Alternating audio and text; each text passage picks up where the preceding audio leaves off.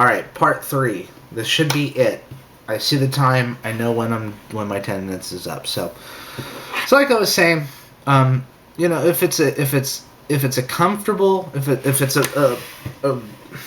a situation of how comfortable you are, maybe you don't feel you know the information as well to go and speak out about it. That's fine. Educate yourself. Read books. I mean, God, rather than watching TV, sit down and read a book.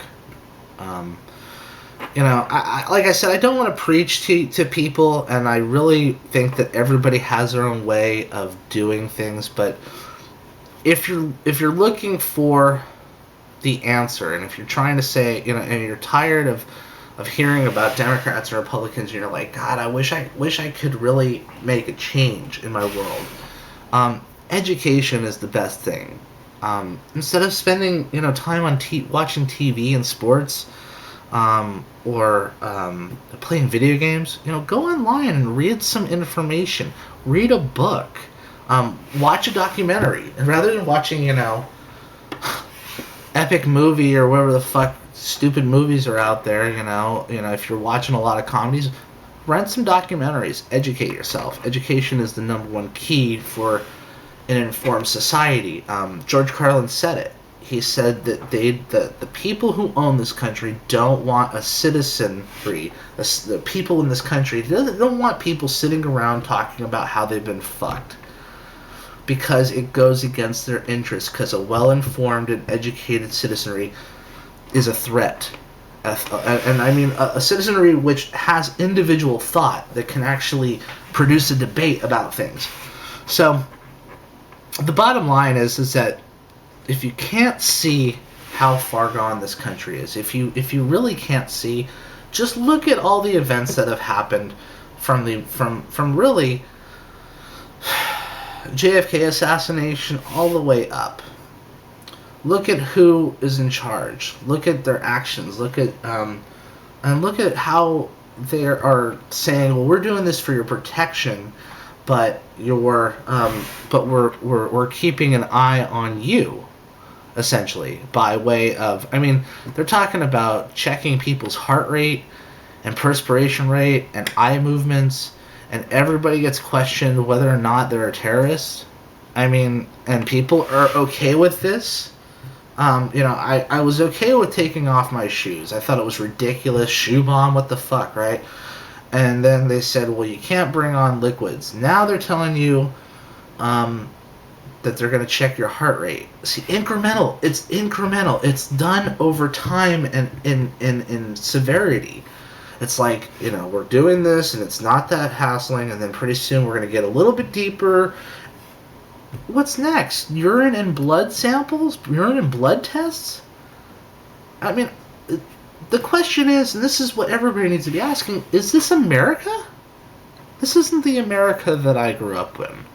This isn't the America I was told that this was. And I refuse to fucking bow down to a system that makes everyone guilty before proven innocent. That's insane. That's not American. So, to sum it all up, there's an analogy. And like I said, the key word here is incrementalization. It's incremental. It's done over time. It's done, under different guise of different reasons, and so on and so forth. If you take a frog and you put it in a pot with some water in it on a stove, and the pot's cold, right? And you have that frog and it's sitting there, halfway in the water, right? You turn on the stove so it's simmering, okay? Water's getting, it starts to get a little warm. And the frog's sitting there, and they're like, well, what the fuck? It's getting warm, okay. And crank it up a little bit more, and it gets a little bit warmer, and the frog's just sitting there saying, that's interesting. It's really getting hot. Before you know it, the frog is so stupid and so doesn't know to jump out of the water, and that is a fact. You can Google it, you can look it up. Frogs will sit in water over time and be boiled alive. That is where we're heading as a country. We are allowing ourselves to be content with corruption, with the taking away of civil liberties. Pretty soon, we will not have a choice. We will die. Another analogy that I thought of, pretend that you're in a giant hourglass, and you're sitting at the bottom of this hourglass, and you're sitting there patiently, and you're like, what the fuck, there's sand pouring on top of my head. That's okay. It's annoying. It's kind of irritating and a nuisance, much like security checkpoints and taking off your shoes. That's annoying. I'll let it go. Don't worry about it. So you stand up, and pretty soon the sand is to your ankles, and you're like, fuck, it's a little bit hard to move my legs, but I still, if I want to, I could really just smash the glass and bust out of here. But I'm content. It's okay. Maybe the sand will stop. And then you wait, and then it's up to your knees. And you're like, fuck, it's really hard to move my legs. And pretty soon, it's up to your waist. And you're like, well, I fucking lost the use of my legs. God, I gotta push my way out. Maybe I should start caring about getting out of here. Pretty soon, you're trapped, and it's up to your neck. And you're like, well, if I would have fucking acted before it got to this point, I might have had a chance to make it out. Everybody says 1984, Nazi Germany, fascism, can't happen here. You're wrong. History has shown otherwise. And until you take an interest in what's going on, it will continue.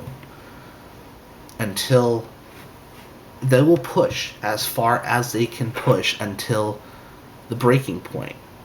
And if you just willingly go along with it, and willingly sit in that pot, and willingly sit at the bottom of that hourglass, and allow yourself to be trapped, you will suffer the consequence.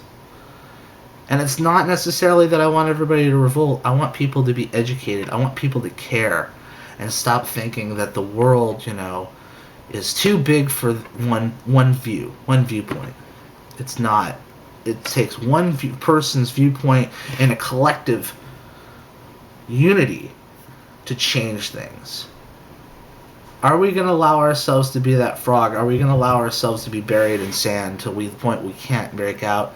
That's something everybody has to come to grips with, whether or not they want to take on that responsibility. I, for one, will not.